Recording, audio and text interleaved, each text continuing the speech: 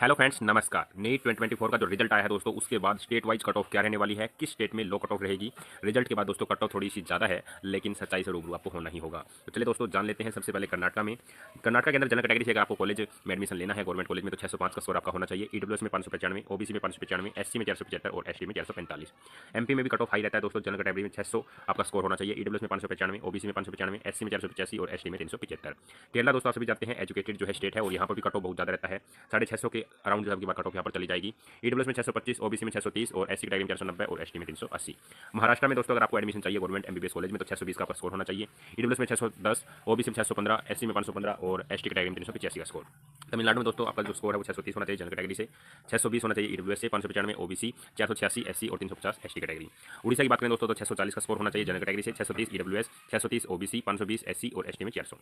राजस्थान में cut off बहुत ज़्यादा हाई रहता है, तो 655 स्कोर पर आपको गवर्नमेंट कॉलेज मिलने के चांसेस हैं। 645 ईडब्ल्यूएस, 645 ओबीसी, 545 एससी कैटेगरी और एसटी में 400। बात कर लेते हैं दोस्तों यूपी के। यूपी में दोस्तों कट ऑफ बहुत ही ज़्यादा रहता है। 640 आपका जनरल कैटेगरी से स्कोर होना चाहिए। ईडब्ल्यूएस से 630, ओबीसी से 630, एससी से 505 और एसटी से 330। पंजाब में दोस्तों कट ऑफ इतना ज़्यादा नहीं जाने वाला, 620 के अराउंड आपको कॉलेज मिल जाएगा। ईडब्ल्यूएस में 610, ओबीसी में 595, 460 एससी में और 410 एसटी कैटेगरी में। तेलंगाना की बात करें तो 580 आपका जनरल कैटेगरी से स्कोर होना चाहिए। ईडब्ल्यूएस में 565, ओबीसी में 555, 495 एससी कैटेगरी और एसटी में 460।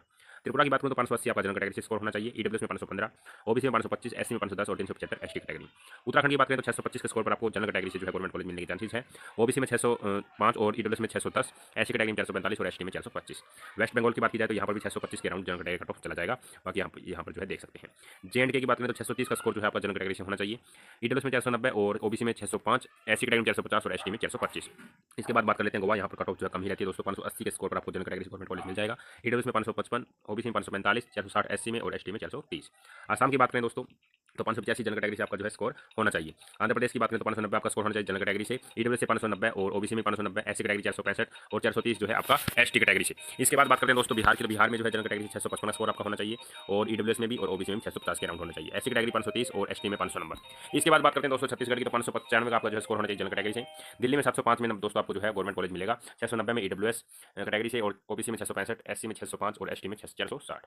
गुजरात की बात करें 645 आपका स्कोर होना चाहिए जनरल कैटेगरी से। 635 ईडब्ल्यूएस, 610 ओबीसी, 555 एससी और एसटी में 390।